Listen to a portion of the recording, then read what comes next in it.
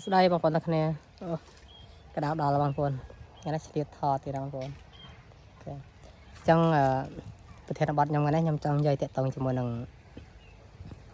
ងសុភាសិតមួយដែលបាននិយាយថាបើគេដាក់ចេកហើយនឹងលុយនឹងចេកហើយនឹងប្រាក់ណាឲ្យសัตว์ស្វារើសអញ្ចឹងស្វាច្បាស់ជារើសមួយណាបងប្អូនចេកហើយនឹ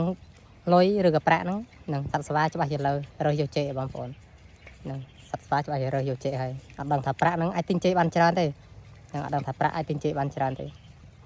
អញ្ចឹងបើប្រៀបធៀបជាមួយនឹងការផលិតវីដេអូយើងដូចគ្នាដែរបងប្អូនណាបើសិនតែបងប្អូនរើសយកមួយណារឿងយកវីដេអូគេមកផុសហើយនឹងការផលិតឬការថតវីដេអូខ្លួនឯងអញ្ចឹងបងប្អូន100នាក់ប្រហែលជា95នាក់ដែលអត់ចេះផលិតវីដេអូខ្លួនឯងអត់ហ៊ានដើរអត់ហ៊ានធ្វើเพจឲ្យសមត្ថភាពដោយទេពកោសល្យដោយការផលិតវីដេអូខ្លួនឯងទេហ្នឹងច្បាស់ជាលួចចម្លងឬក៏ copy ហ្នឹងឬក៏ react របស់គេម្ខាងរបស់ខ្លួនឯងម្ខាងហើយអញ្ចឹងបងប្អូនបងប្អូនអត់យល់ពីចំណុចនេះទេគឺបងប្អូនប្រៀបដូចជាសัตว์ណាសัตว์ដែលដូចប្រៀបធៀបមិនអញ្ចឹងបងប្អូនចាំបើបងប្អូនលេង Facebook រាល់ថ្ងៃតែបងប្អូនទៅជ្រើសរើសយកវីដេអូគេមកផុសកាត់តវីដេអូរបស់គេប្រៀបដូចជាបងប្អូនរើសយកចេកអញ្ចឹងអត់ដឹងថាការធ្វើវីដេអូ original ហ្នឹងអាចវាយូរពិតមែនវាពិបាកក្នុងការធ្វើពិតមែនក៏តែវារលុយបានយូរវែងនឹងប្រៀបដូចជាយើងយកប្រាក់យើងអាចទៅទិញចេកគេបានច្រើនអញ្ចឹងនឹងអាចទិញចេកអាចយកលុយទៅទិញដើមចេកយកមកដាំក៏បាននឹងអាចយកលុយទៅទិញដើមចេកកូនចេកយកមកដាំក៏បានអាចទិញផ្លែចេកយកមកញ៉ាំរាល់ថ្ងៃក៏បានអញ្ចឹងបងប្អូនអញ្ចឹងការផលិតវីដេអូ original ដូចគ្នាដែរនឹងបើបងប្អូនជ្រើសយកចេកប្រៀបដូចជាការធ្វើវីដេអូកាប់ដាវយករបស់គេមកផុសយករបស់គេមកធ្វើអញ្ចឹងបើយករបស់គេមកផុសរបស់គេមកធ្វើវាបានតែមកប្រើទេក៏វាដាច់ខូចទៅវិញទៅពេលខ្លះមិនបានលុយផងអញ្ចឹងពេលខ្លះវាធ្វើមួយភេទពីរភេទបីភេទទៅអស់អារម្មណ៍ធ្វើឈប់ធ្វើតែម្ដងនឹងអស់អារម្មណ៍ក្នុងការធ្វើតួយ៉ាងបើសិនតែយើងជ្រើសយកលុយជ្រើសរើសប្រាក់នឹងយើងនឹងអាចបើយើងប្រៀបធៀបទៅបើយើងជ្រើសរើសយកលុយប្រាក់គឺប្រៀបដូចជាយើងជ្រើសរើសយកការផលិតវីដេអូ original របស់យើងអញ្ចឹងនឹងពីដំបងវាអាចរៀងយូរដូចយើងដាំចេកណាវាអាចរៀងយូរដាំចេកដាំស្វាយដាំដូងដាំទុរេនអញ្ចឹងវាអាចរៀងយូរកាន់តែយូរទៅវានឹងអាចធ្វើឲ្យយើងបានផលផ្លែផ្កាបានយូរវែងហ្នឹងដូចជាការផលិតវីដេអូរបស់យើងអញ្ចឹងបើយើងរៀនធ្វើផលិតវីដេអូរៀនដាំដុះរៀនធ្វើផលិតវីដេអូប្រចាំថ្ងៃខ្លួនយើងពីមួយថ្ងៃទៅមួយថ្ងៃរៀនពីការសៀចូលគ្រាប់រៀនពីបំរាមច្បាប់ក្រុមហ៊ុនគេចេះច្បាស់លាស់ហ្នឹងគឺវាយូរពិតមែនក៏តែពេលវាបានផលមកគឺវាបានមករហូតហ្នឹងបានមកគ្រប់ខែប្រចាំខែតែម្ដង follow ដោយស្របច្បាប់ហ្នឹង follow គេតាមដានយើងដោយស្របច្បាប់បងប្អូនអញ្ចឹងសំខាន់គឺលើខ្លួនយើងបងប្អូនយើងជ្រើសយកផ្លែចេកឬក៏យើងជ្រើសយកលុយហ្នឹងបងប្អូនចាត់ទុកខ្លួនឯងជាមនុស្សបែបហ្នឹងចាហ្នឹងថាបងប្អូនជ្រើសយកចេកឬជ្រើសយកលុយបងប្អូនជ្រើស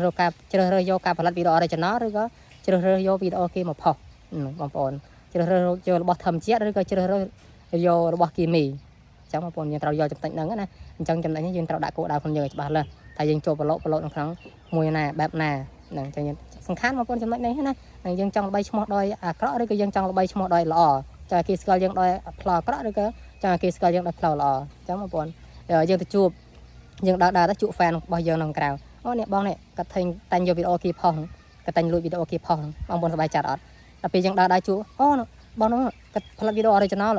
ហ្នឹងគាត់ផលិតវីដេអូ original គាត់តែងតែណែនាំល្អដល់បងប្អូនយើងដល់អ្នកមើលអីពួកគាត់ណាចាំបងប្អូនសប្បាយចិត្តអត់នឹងគាត់តែសប្បាយពេលខ្លះយើងរកលុយមិនតាន់បានទេក៏តែយើងសប្បាយចិត្តនៅពេលដែលយើងខំធ្វើអ្វីដែលជាស្នាដៃរបស់យើងក៏តែបើសិនជាយើងយករបស់គេមកផុសយកលួចវីដេអូគេមកផុសយើងជួបមុខគេនៅក្រៅបងនោះតែងយកវីដេអូគេមកផុសសសប្បាយណាបងប្អូនចាំមួយក៏បងប្អូនមានអារម្មណ៍យ៉ាងណាដែរបើសិនខ្ញុំខ្មាស់គេបងប្អូនខ្មាស់គេណាអញ្ចឹងយើងខំធ្វើអីក៏ដោយខំព្យាយាមផលិតវីដេអូខ្លួនយើងប្រចាំថ្ងៃបងប្អូនអាហ្នឹងគឺជាស្នាដៃទេពកោសល្យសមត្ថភាពរបស់យើងនឹងយើងបានលុយយើងសប្បាយចិត្តសំខាន់យើងតស៊ូធ្វើឲ្យមានឈ្មោះល្បីនៅក្នុងសង្គមកាលណាយើងឈ្មោះល្បីនៅក្នុងសង្គមហើយយើងលក់ដូរផលិតផលលក់អនឡាញលក់អីក៏ដាច់តែ sponsor ឲ្យមកវីដេអូ100 200មកវីដេអូ100 200បងប្អូនយកទៅណានឹងយករលុយពីក្រុមហ៊ុនទៀតជា original របស់ខ្លួនយើងបងប្អូនកុំភ័យខ្លាចមិនល្បីកុំភ័យខ្លាចមកគេមិនស្គាល់យើងតែសំខាន់ណាយើ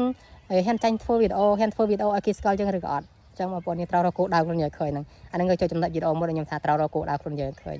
អញ្ចឹងសរុបមកគឺបងប្អូនគិតមើលខ្លួនយើងទៅយើងគួរថ